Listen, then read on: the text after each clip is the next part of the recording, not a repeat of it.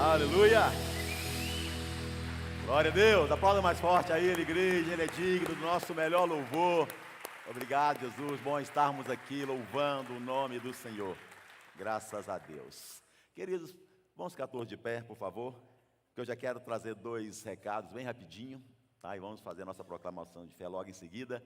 Só lembrando os irmãos a respeito aí da nossa missão lá no Vale do Jequitinhonha, tá bom? Essa oportunidade que Deus está nos dando de mais uma vez estendermos o amor a tantas famílias lá no Vale, tantas famílias que precisam de um alimento, precisam de nosso amor.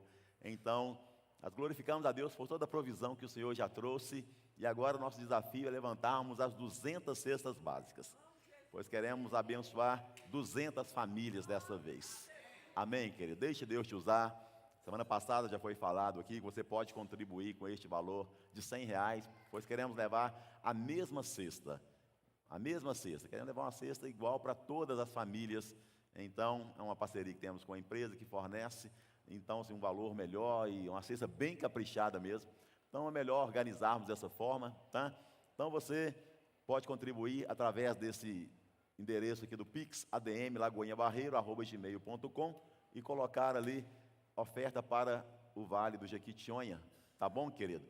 Você pode contribuir ali com R$100, com R$1.000, enfim, deixa Deus te usar. Quanto mais famílias nós pudermos abençoar, quanto mais família você puder abençoar com a sua oferta, vai ser bênção demais, amém? Sabendo, querido, que quanto mais abençoamos, mais abençoado nós seremos.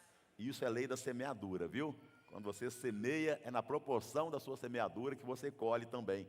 Essa é mais uma oportunidade de semearmos numa boa causa para a glória do Senhor Jesus. Amém? Sobre o nosso jantar de casais, querido, não deixe para a última hora, porque as vagas são limitadas. Mês de junho, esse mês onde nós comemoramos aí o Dia dos Namorados. Então, querido, invista no seu casamento, invista na sua família, porque a sua família é o seu maior patrimônio. Nosso tema vai ser esse, Reconstruindo Pontes.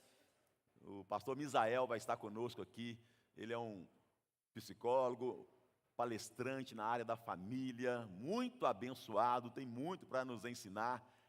Então vai ser um tempo maravilhoso, né? De um jantar tão abençoado, um tempo de comunhão maravilhoso, tempo de alinhamento, de tanta edificação para a nossa casa. Então invista, querido. A questão não é tanto o valor, mas o investimento espiritual que o próprio Senhor quer fazer na nossa família. Então não tem preço que pague isso, não é? Se você for jantar com sua esposa aí no dia de namorados, de repente você vai pagar muito mais do que isso, e não vai ter a qualidade, digo qualidade mesmo com relação ao jantar em si mesmo. Estava vendo com os irmãos ali o cardápio da entrada, falei, gente, só a entrada já é um jantar. E depois tem um jantar ainda com stick de filé mignon, com um macarrão lá, branco, negócio chique aí, negócio bacana lá, vai ser top. Amém? Mas o mais importante é o banquete espiritual, e você não pode perder de jeito nenhum. Amém? Tome a sua Bíblia, vamos fazer a nossa proclamação de fé. Se você não trouxe, levante a sua mão, mas eu quero falar com você como falou meu pai na fé, há 30 anos atrás. Cadê sua Bíblia? Ele falava na tora assim, cadê sua Bíblia? Tem que trazer a Bíblia, crente, você é crente agora. Amém? Pode estar aqui, pode estar no celular, importante, você sabe, ela está no seu coração, mas você tem que trazer a Bíblia. Amém? Então vamos dizer juntos, esta é a minha Bíblia. Eu sou o que ela diz que eu sou,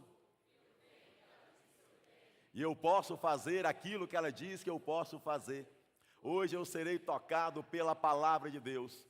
Eu audaciosamente confesso que a minha mente está alerta, o meu coração está receptivo, eu estou pronto para receber a incorruptível, a indestrutível, sempre viva semente da palavra de Deus.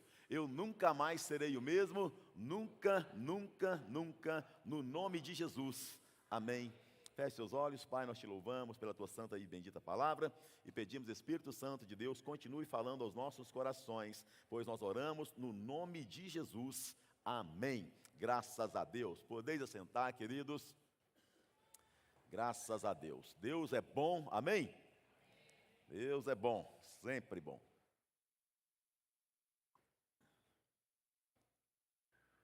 O Senhor está tratando com a nossa família nesses dias, domingo passado e até o último domingo desse mês de maio, nós estamos sendo ensinados pelo Senhor como viver a bênção de Deus na nossa casa, pois a nossa casa, a nossa família é o nosso maior patrimônio. Aprendemos aqui na semana passada.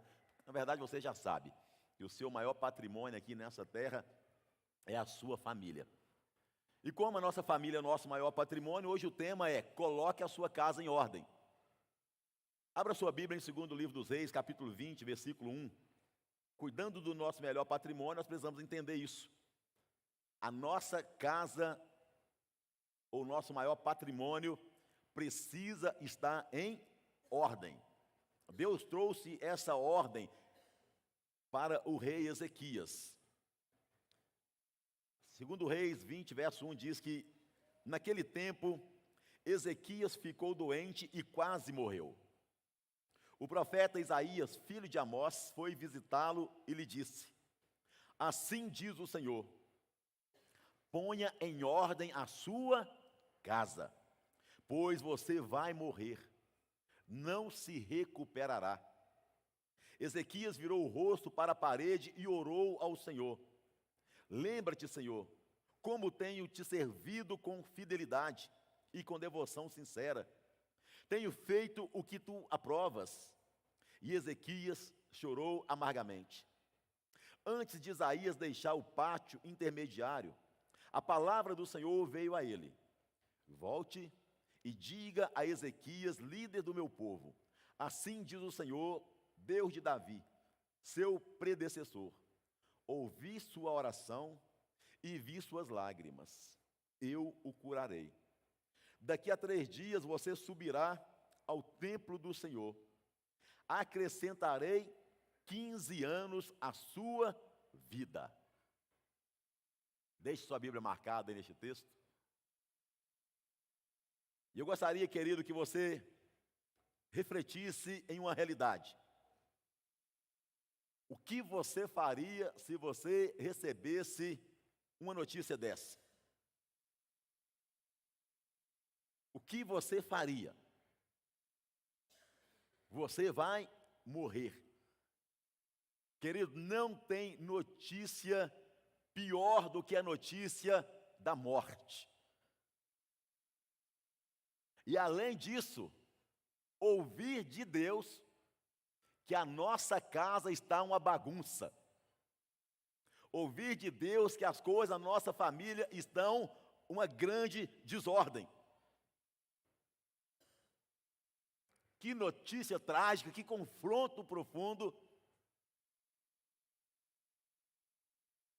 E que responsabilidade, porque Deus está dizendo para o rei: a sua casa está uma bagunça, você vai morrer, mas você tem a responsabilidade de arrumar a sua casa antes que você morra, porque é nossa responsabilidade. Como sacerdotes da nossa casa, é a nossa responsabilidade saber como estão as coisas, preparar tudo, ter responsabilidade. Pergunta: marido, você já fez um seguro de vida? Te aconselho a não falar o valor para sua esposa, senão você corre risco. Mas faça um seguro de vida. De repente ela vai olhar para o camarada e falar assim: você está valendo mais morto do que vivo. Vou orar para Deus te levar. Enfim, querido, tantas coisas que a gente precisa colocar em ordem na nossa casa, e vamos aprender aqui. E é interessante, meus irmãos, observar que a bagunça da nossa casa reflete no céu. Porque Deus, ele se importa. Deus, ele se importa com a organização da nossa família. Porque a organização da nossa família é um testemunho, irmão, para que o nome do Senhor seja glorificado. Como a bagunça na nossa família também é um mau testemunho. As pessoas devem olhar para a minha família e para a sua família e dizer assim: que família linda, que exemplo a ser imitado. Mas como é triste quando as pessoas olham e dizem: esse é crente? Essa família é de crente? É do povo que vai na igreja? É do povo que diz que teme a Deus? Mas é um quebra-pau, é confusão, é gritaria, é um mau testemunho. A Bíblia diz que Ezequias, ele era um bom rei, temente a Deus, era um bom rei. Contudo, ele era um sacerdote ruim. Alguma coisa estava errada na sua casa. Alguma coisa estava bagunçada na sua casa. E a realidade, irmãos, é que a pessoa pode ser muito boa naquilo que ela faz. O marido, ele pode ser um excelente profissional. A esposa pode ser uma excelente profissional. Podemos ser bem-sucedidos naquilo que é externo à nossa casa, mas se a nossa família não for uma família organizada, uma família abençoada, se a nossa família não estiver no centro da vontade de Deus, se a nossa família não estiver em ordem, a pessoa pode ter o maior sucesso lá fora, mas se ela for um fracasso na sua casa, ela não tem autoridade nenhuma. Um pastor, ele pode ser pastor de uma mega igreja, por exemplo, e pode ensinar muito bem. Pode ser um artista no altar. Pode orar por muitas pessoas. Pode até ministrar cura e muitas pessoas serem curadas. Porque quem cura é Deus. O poder é de Deus. Não existe homens poderosos na terra, irmão. Não existe pastor poderoso. Existem homens poderosamente usados por Deus, porque a glória vem do Senhor. Então a pessoa pode ser um excelente tudo, mas se ele for um fracasso dentro da sua casa, então ele não tem autoridade nenhuma. Porque o exemplo começa em casa. A esposa tem que admirar o marido precisa admirar a esposa. Os filhos precisam admirar os pais. Tem que ter uma admiração. E aí cabe a mim e a você, querido, como pai, como mãe, se você é casado e tem filhos, avaliar. Seus filhos te admiram? Seus filhos te respeitam? Seus filhos têm alegria em estar no mesmo ambiente que você está? A sua esposa tem alegria em estar junto de você em todos os lugares e vice-versa? O marido tem a alegria de estar junto da esposa, da companhia da esposa? Como está a ordem da sua casa, querido?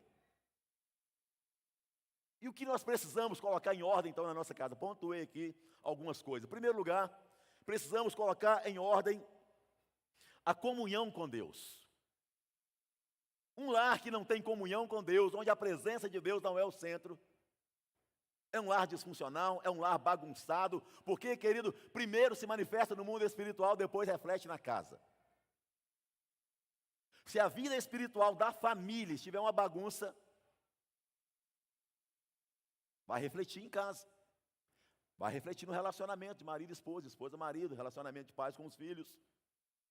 Se a presença de Deus não for o nosso maior valor, se a presença de Jesus não for o centro da nossa casa, do nosso casamento, querido, se houver esfriamento espiritual, se não houver relacionamento com o Espírito Santo na nossa família, se o Espírito Santo não for o primeiro convidado a sentar à mesa conosco, querido, está tudo errado.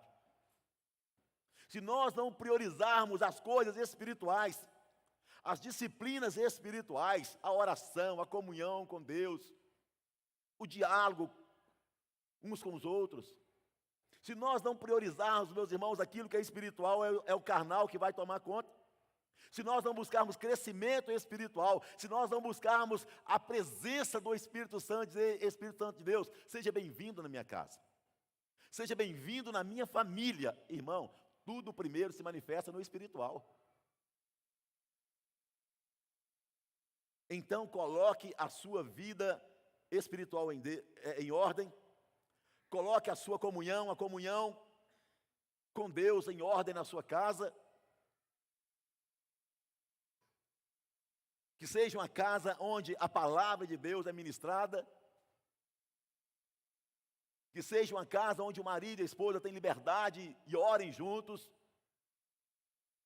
intercede um pelo outro, intercede pelos filhos. Então põe em ordem a comunhão com Deus. Segundo,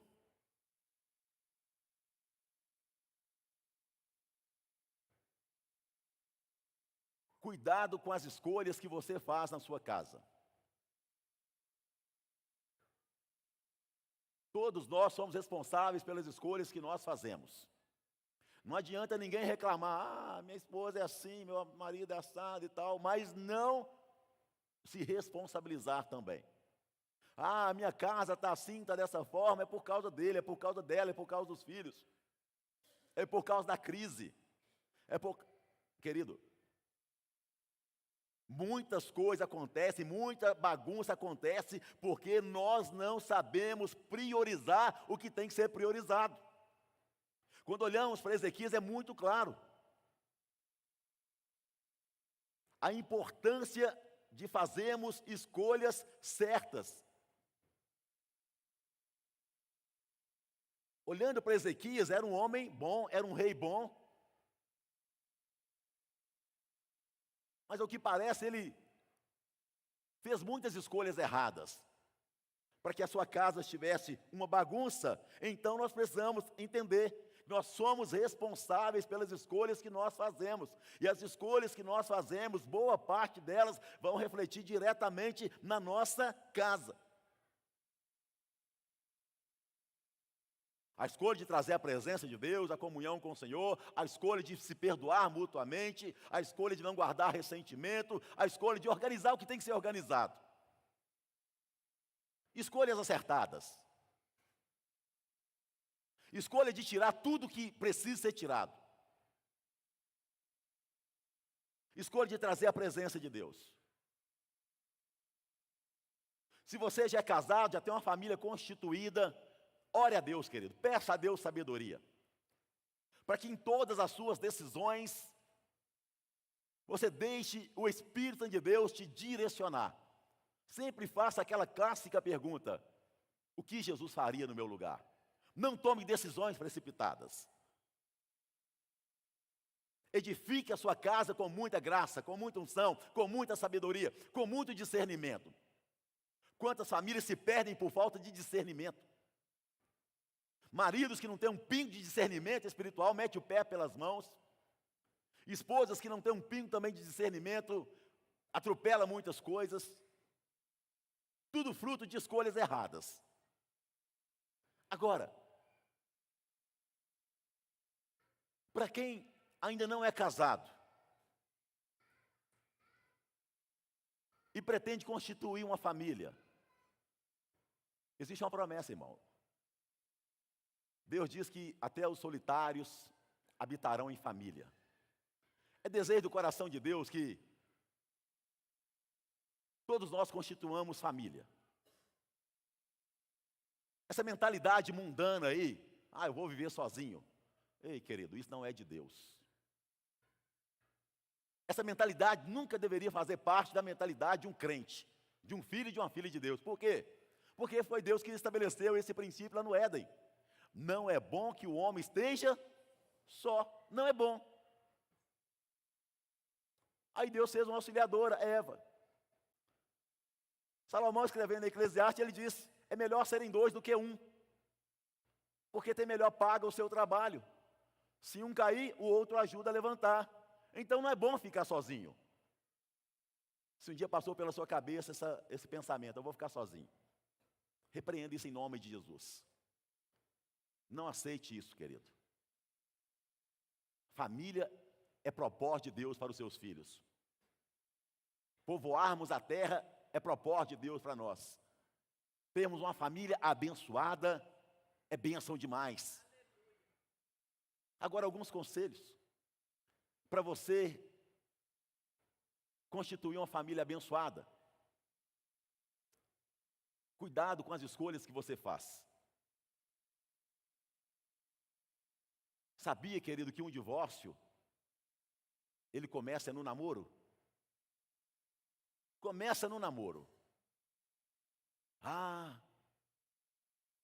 No meio do casamento, a gente percebeu que não tinha jeito e tal, o marido é muito ignorante, a mulher é muito isso, e começa... Mas já foi dado sinais lá atrás, lá no início. Mas aí você fechou os olhos, a pessoa fecha os olhos, ignora muitos sinais e entra para o casamento com escolhas erradas. Faça escolhas certas. Você, moça que aqui está, que ainda não é casada e deseja casar, tome cuidado com as escolhas que você faz. Escolha bem o seu namorado, porque ele vai ser o seu futuro marido. O ideal é que um crente namore com o propósito de casar. Esse negócio de ficar não é coisa de crente, não. O negócio de peguete é coisa do mundo. Quantos eu peguei? Está amarrado em nome de Jesus. Uma hora pega um... Não é? Toma cuidado com as suas escolhas. Tome muito cuidado. Mas vai um conselho também. Tome cuidado para que você não pegue qualquer bagaço que tem por aí. Toma cuidado, tem muita coisa ruim por aí. Mas, por outro lado, não seja exigente demais não, irmã. Não, tem umas irmãs que exigem demais. A irmã está falando assim, pastor, eu quero casar com um homem bonito, educado, trabalhador, estudado, bom filho, rico, carinhoso, meigo, delicado. Eu falei, minha filha, esse rapaz está atrás de outro rapaz também. Isso aí não é para você não, sai fora desse negócio aí, senhor. Tudo isso, meigo, delicado, sai fora que você é laço. Esse rapaz está doidinho para achar outro rapaz. Dá exigência demais, gente. É bom, tem que ter uma químicazinha mesmo, né? Não tem uma lataria toda bagunçada, dá para dar uma reformada depois. Tem hora que dá para dar uma reformada. Manda lá, né? Dá uma lapidada, enfim, faz uma plástica,zinha. Glória a Deus, né? Amém. Deus é bom. Hã? A Débora dá uma reformada. Deus é bom. Glória a Deus. Então, querida, não existe mais não. A concorrência para você já está complicada. Não é? Já é complicada. Os camaradas que são homens estão achando que não são mais. Então sobrou um pouquinho. Aí fica exigindo demais. Então pega leve. Agora os meninos têm uns camaradas também, eu vou te falar. Os caras são devagar, quase parando. Fala, pastor, eu quero casar. Pastor, eu quero casar. Pastor, arruma namorado. Primeiro, os meninos têm mania de falar aqui na igreja. É a pastora que é a santa casamenteira. Arruma... Aí vai na pastora, pastora, eu quero casar, eu quero casar, eu quero casar. Mas o camarada é devagar, não estou jogando direta para ninguém aqui não, tá bom? Mas tem casos, né, irmão? Caso e caso. Eu quero casar, eu quero casar. E aí, você está fazendo a sua parte? Você está orando? Você está agindo? Você está tendo atitude? Aí Deus está lá no culto, lá Deus coloca uma irmãzinha do lado dele, e a irmã está lá, né, com segundas intenções. Lindo, lindo, lindo essa. E o camarada está lá, está cantando para Jesus, não é para mim não. Está cantando para Jesus, está cantando para você. E o cara não se toca. Ela está lá, lindo, lindo, lindo essa. E o cara está lá todo espiritual, espiritualizando. Ei, dá uma olhadinha para o lado. Melhor ligar para você arrumar uma esposa aqui dentro. Lá fora é só bagaço. Aqui não. Aqui arruma as meninas arrumadinhas, os rapazes arrumadinhos. Não tem envolvimento com porcariada, espero, né? Homem de Deus, menina de Deus. Melhor lugar. Mas não exige mais, não. Mas peça a Deus essa graça, sabe, querido, de fazer escolhas certas. Porque, agora, não é garantia também de sucesso, não, viu? Casar dentro da igreja não é garantia de sucesso também, não. Porque tem uns... É uma situação, né, irmão? É você que tem que fazer essa escolha. Deus não vai escolher para você. Não vai. Tem gente que eu estou esperando Deus enviar. Ah, meu filho, eu estou esperando Deus enviar, escolher para mim. Deus não vai escolher nada para ninguém. Deus já fez a Eva para o Adão lá e deu um problemão danado. Foi uma vez só. Deus falou, não vou mexer com esse negócio mais não. Agora é você que escolhe. Você tem poder de decisão e de escolha. Tá aí, ó, um monte. Escolhe, abençoado. Ora, eu vou te dar sabedoria. Mas a responsabilidade da escolha é sua, para depois você não vier me culpar. Porque a gente tem essa mania, né? Tu jogar na conta de Deus. Ah, Deus é que fez. Deus não me abençoou. Essa aprovação aí foi Deus que me deu. Essa mala foi... Não, irmão, foi você que escolheu. Se você já é casado, agora aguenta. Se já é casado, se já é casada, não é? Chupa essa manga, caladinho e boa. Vida que segue, vem para o jantar de casais, Deus traz cura, Deus traz restauração, Deus te abençoa, né? Deus restaura, eu creio nisso no nome de Jesus. Você crê comigo, querido? Mas nunca se esqueça, querido, que você é responsável pelas escolhas que você faz. Em algum momento, Ezequias fez escolhas erradas no seu casamento, na sua família. E Deus falou para ele, aí, você é um ótimo rei. Temente a Deus. Olha só que maravilha. Temente a Deus. Lá no verso 3 ele fala, Senhor, tem-se temente ao Senhor. Ei, que bênção. Você pode ser um excelente crente, mas está falhando na vida conjugal. Está falhando como marido, falhando como esposa. Pode estar falhando aí. Não é? E muitas vezes frutos de escolhas erradas. 2 Coríntios capítulo 5, 10, irmãos, a responsabilidade é tão grande sobre nós. A Bíblia diz assim, olha, todos compareceremos diante do tribunal de Cristo, para que cada um receba segundo o bem ou o mal que estiver feito por meio do corpo. As escolhas você que faz, é você que toma a decisão. Então, irmão, peça a Deus, te dê sabedoria para você tomar decisões corretas. E o terceiro ponto, então, vai entrar diretamente nessa realidade. Ponha em ordem, então, a sua família. O que precisa colocar em ordem? O que está bagunçado na sua família? Hoje é muito falado das famílias disfuncionais. O que é uma família disfuncional? É uma família que não funciona. O marido não funciona como esposa, como esposo. A esposa não funciona como esposa. Os filhos não funcionam como filhos. Que a molecada rebelde, que faltou umas chineladas, umas... quando o Vitor Vinícius era pequenininho, a gente ia para a Moeda, gosta muito de mato. Levava eles lá para a Moeda, a gente ia lá na cachoeira, levava a brincar, era uma festa, né? A gente não tinha dinheiro para ir no clube, lá tinha um riozinho lá, vamos nadar no rio mesmo, vamos embora. Era uma festa, maravilha. E lá tinha, eu lembro até hoje, tinha umas goiabas, uns pés de goiaba. Varinha de goiaba é bom. Aí eu falava, Vitor Vinícius, vamos ali com o amigo ali. Ô pai, vou fazer o quê? Vamos pegar umas goiabas. Aí eles viram cortando umas galinhas. Para que isso aí? Você já sabe. Aí eles tinham na faixa de uns 5, 6 anos na época. A gente deixava pendurado, isso vai ficar penduradinho lá. Os meninos olhavam para as varinhas de goiaba, ficava pianinho. Fazia bagunça a varinha de goiaba. Porque já foi preciso de vez em quando dar umas varadinhas. E a Bíblia fala que isso é bíblico, viu? Umas varadinhas ali na parte mais carnuda ali, faz bem. Não é espancar não, mas faz bem. E glória a Deus, estão aí servindo ao Senhor, famílias abençoadas para a glória de Jesus.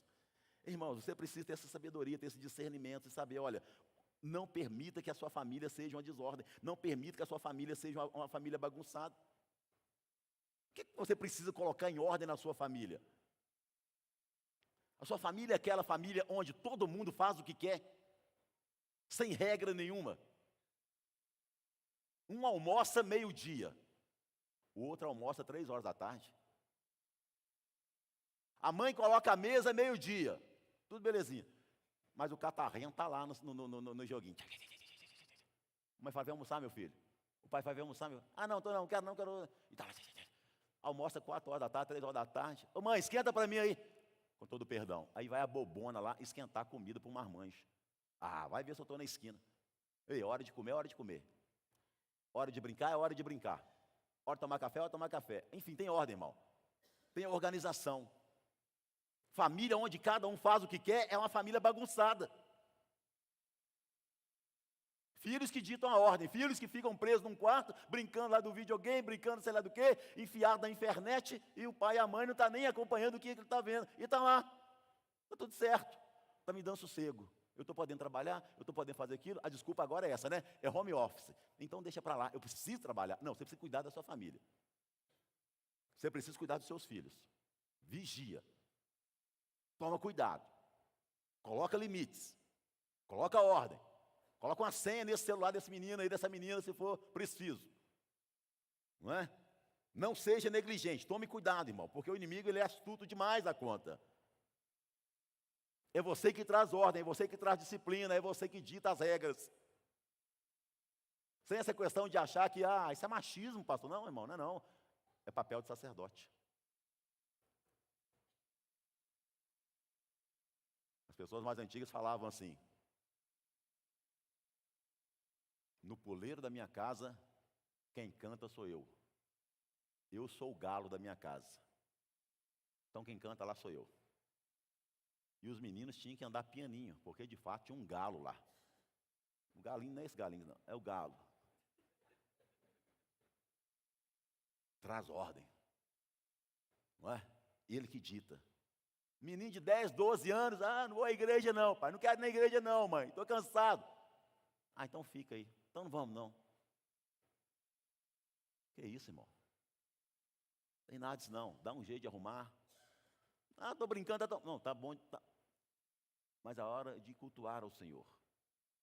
Domingo é dia da família, estar na igreja reunida. Tem esse negócio de filho ficar em casa, filho ficar na casa da tia, filho ficar na casa de não sei quem, e você vir para a igreja. Não, família vem junto. Uma vez ou outra, né, irmão? Mas sempre procure estar juntos. Isso é testemunho para os seus filhos. E os seus filhos vão olhar para você e vai ver, olha, o meu pai e a minha mãe, eles priorizam Deus. Eles vão ver que o seu estilo de vida é esse. Irmãos, e filhos copiam os pais. Filhos copiam os seus pais. Os pais têm que ser exemplo para os filhos. Porque isso vai refletir diretamente na sua geração, na sua descendência. Papel do marido, papel da esposa, papel dos filhos. Êxodo capítulo 20, versículo 12. Olha o que a Bíblia diz. Para os filhos agora: honra o teu pai e a tua mãe, a fim de que tenhas vida longa na terra, que o Senhor, o teu Deus, te dá. Filho, você que está aqui, você deve honrar o seu professor, sua professora, as autoridades lá fora, honrar o seu pastor, honrar o seu líder de célula. Mas não adianta nada você honrar as pessoas de fora, se dentro da sua casa você desrespeita os seus pais. Você é um rebelde. Ouve o conselho de todo mundo, mas para você o seu pai e a sua mãe não sabem de nada. Você não sabe nada não. Vocês são ultrapassados. Filhos, querem ser abençoados? Querem viver a bênção de Deus? A promessa de Deus é honrar pai e mãe. Respeitar pai e mãe. Seu pai falou, sua mãe falou, você pode até não concordar, mas você tem a obrigação de obedecer. Porque é para o seu bem. Lá na frente você vai agradecer as disciplinas que você teve, até umas varadinhas que de repente foi necessário. Lá na frente você vai agradecer. Um dia você vai constituir uma família também, e você vai ver como é árduo o trabalho da educação de filhos. Então, procure ser um filho exemplar, obediente aos pais, porque esse é um princípio da bênção de Deus. Honra o teu pai e a tua mãe, a fim de que tenhas vida longa na terra que o Senhor, o teu Deus, te dá. Então coloque em ordem, querido. Coloque em ordem o que precisa ser colocado em ordem na sua casa. Como está o relacionamento em família? Por exemplo, vocês como família, na sua casa, vocês gostam de estar juntos, ter momentos juntos, de comunhão juntos? Vocês gostam de passear juntos, viajar juntos? Os nossos filhos já casaram, já têm a família deles, mas sempre perguntam. Normalmente nós tiramos férias 2 vezes ao ano. Aonde vocês vão passar férias? Aonde vocês vão? E aí vai a galera toda. Eles fazem questão de estar junto conosco. Hoje eles têm a vida própria, poderiam ir para qualquer lugar que eles quisessem. Casados, filhos, não é? O Vitor e o Luiz ainda não, mas fazem. Irmão, como está? Tem prazer de estar junto? Tem alegria em estar junto? Tem um bom relacionamento?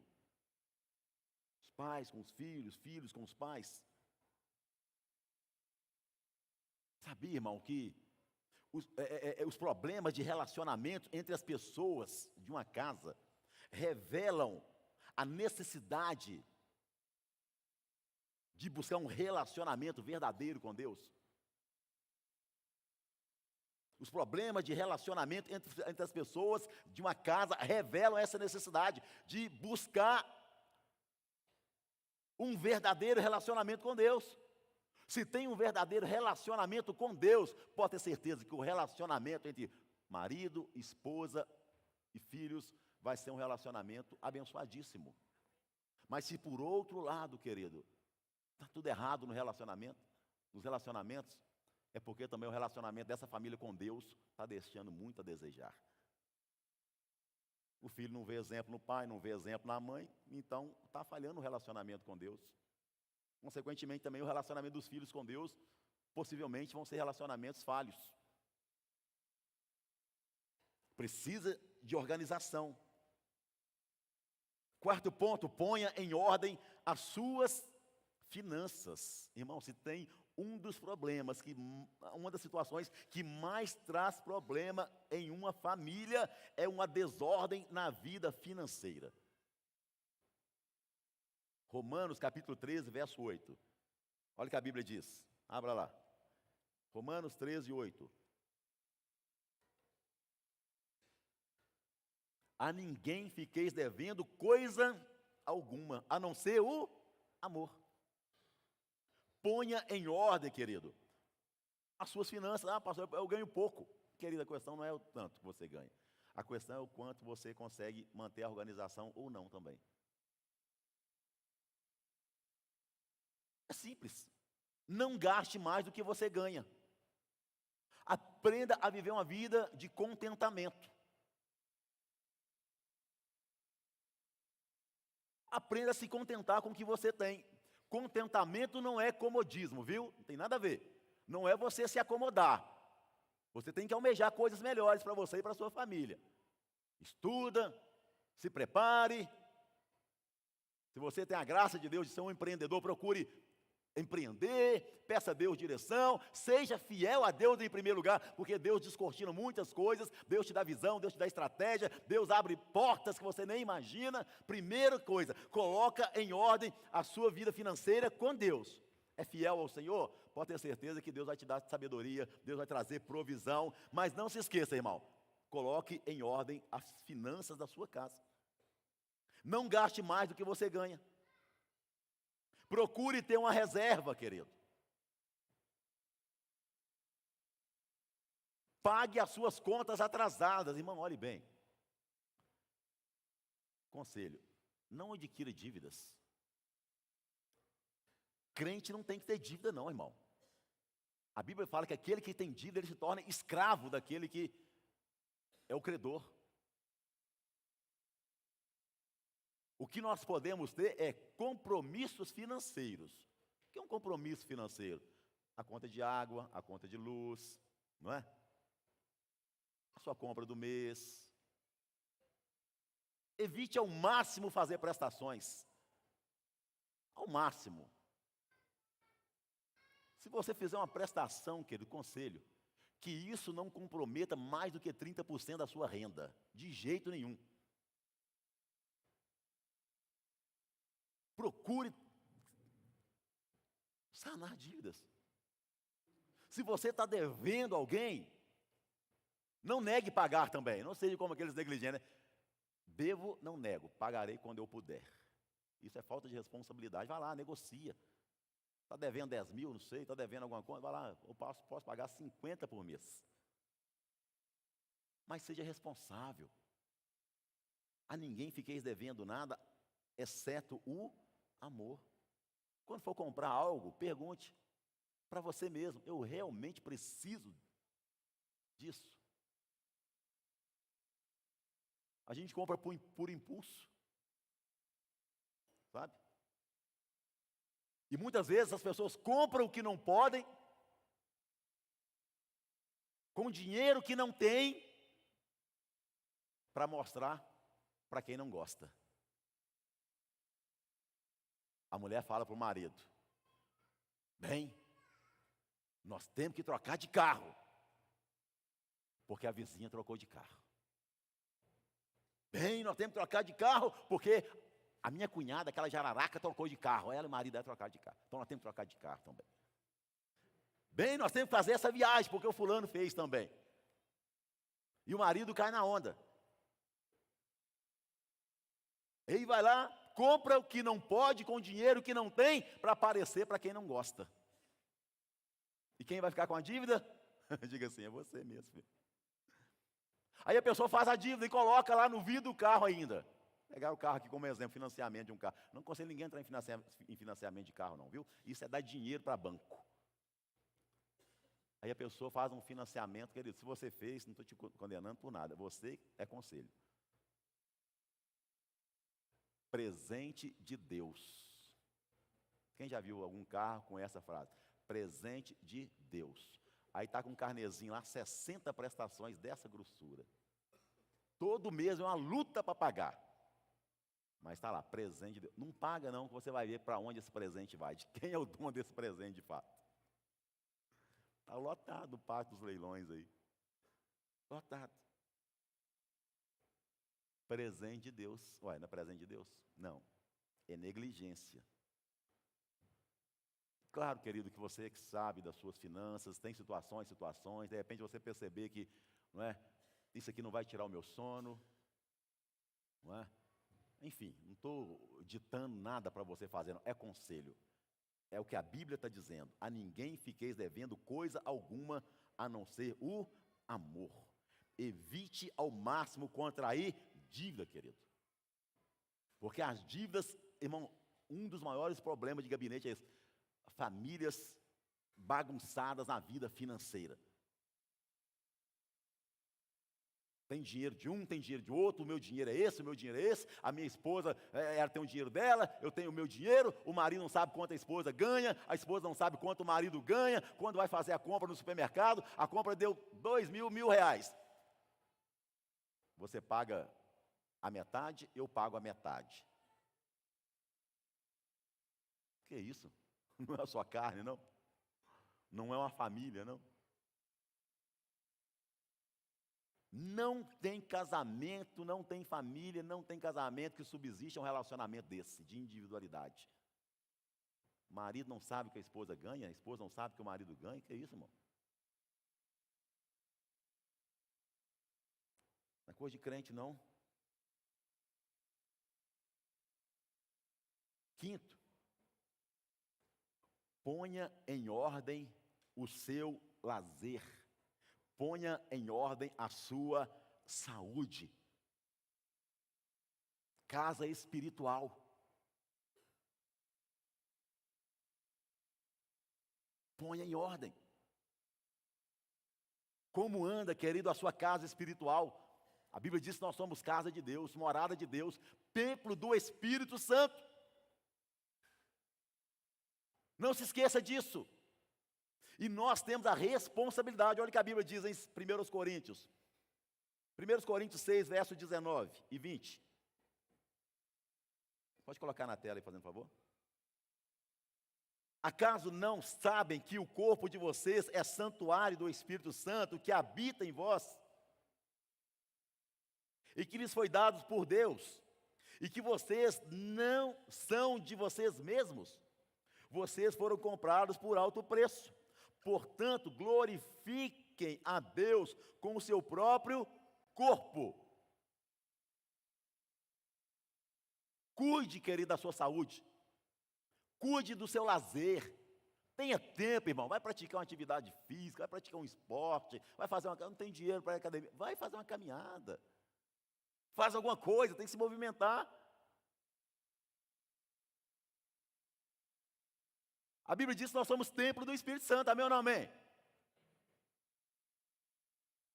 Mas a pessoa não cuida da alimentação, come açúcar igual um desembestado, uma desembestada, não está nem aí.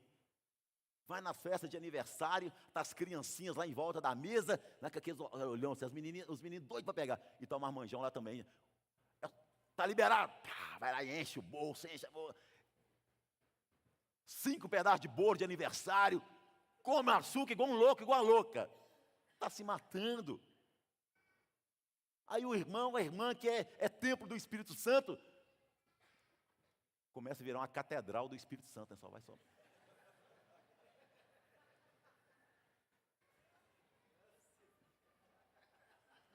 Mas tem uma vantagem isso aí. Tem uma vantagem, mais ou menos isso aí. Mas a vantagem, ela não supera de jeito nenhum os malefícios que isso vai trazer. Eu vejo a vantagem, sabe o que é? O açúcar, ele faz com que a pessoa fique mais alegre, né? Já viu algum gordinho triste? Os gordinhos são gente boa normalmente, né, irmão? O gordinho, ele abraça, né? O Breno concordou ali.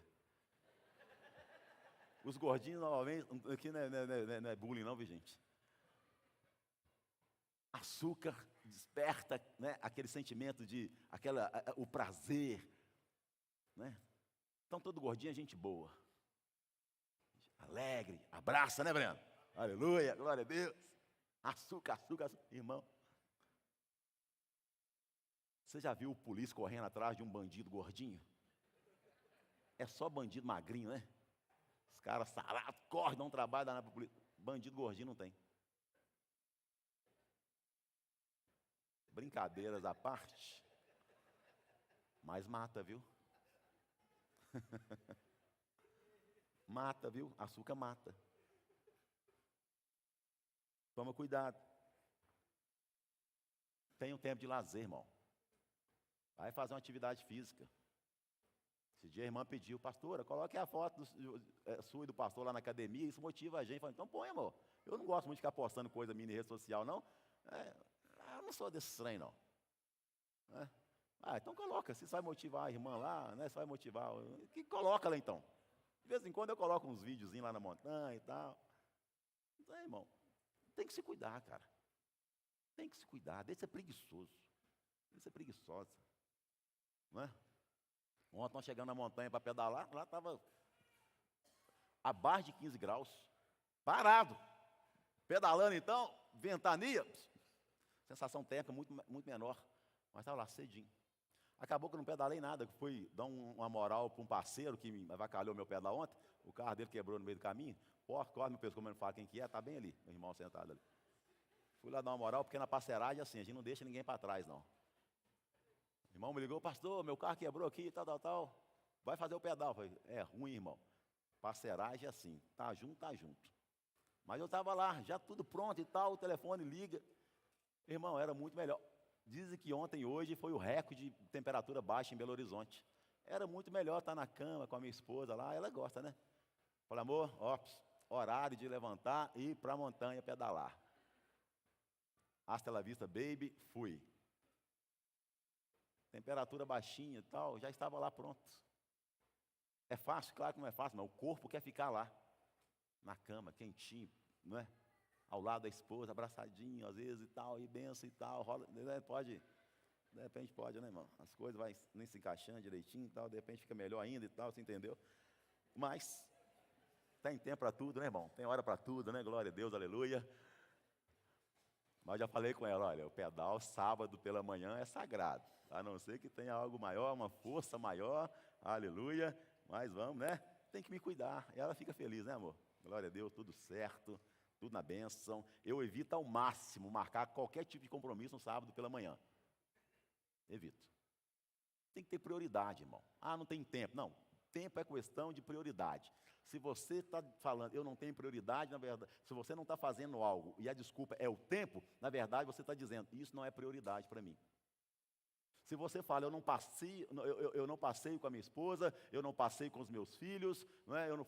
Porque eu não tenho tempo, é porque você está dizendo, a minha família não é prioridade para mim, porque tempo é questão de prioridade. É prioridade. Querido, Deus chamou a mim e a você, Deus tem para mim e para você uma vida plena em todos os sentidos, irmão. Vida abençoada em todos os sentidos. Equilíbrio, querido. Tem dificuldade em tirar o açúcar? Diminua esse trem. Sabe? Volte a ser templo do Espírito Santo, se você está virando a catedral.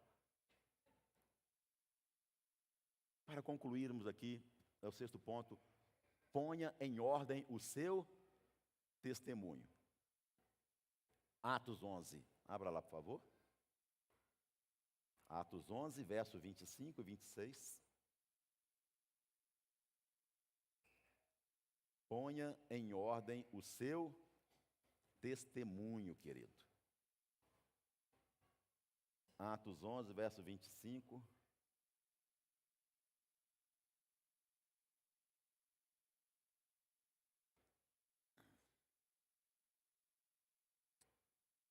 E partiu Barnabé para Tarso à procura de Saulo.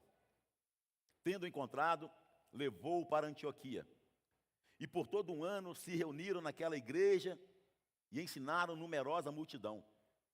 E em Antioquia foram os discípulos pela primeira vez chamados cristãos, por causa do testemunho. Eles foram chamados de cristãos. Querido, a minha família, a sua família foi chamada para testemunhar a glória de Deus, a presença de Deus. Como está o testemunho, irmão, na sua casa? Você é conhecido como um pai temente a Deus, como um marido exemplar, sua esposa pode falar bem de você. O dia que você morrer, a sua esposa vai chorar de tristeza ou de alegria. Porque tem umas esposas que é assim, né? A gente acha que ela está chorando de tristeza. Mas vai olhar lá no fundo, Deus é aquele que sonda, esquadrinha o coração dela, e no fundo, ela está, graças a Deus, foi. Estou livre. Vou poder dar os meus rolé agora. Aleluia. Você também, irmã. Como está o seu testemunho? Você é uma esposa exemplar, amorosa, mãe exemplar, mãe amorosa, ou é aquela jararaca? Tudo é confusão, tudo que é da bote, tudo é barraco, não é? Tem sabedoria para lidar com nada.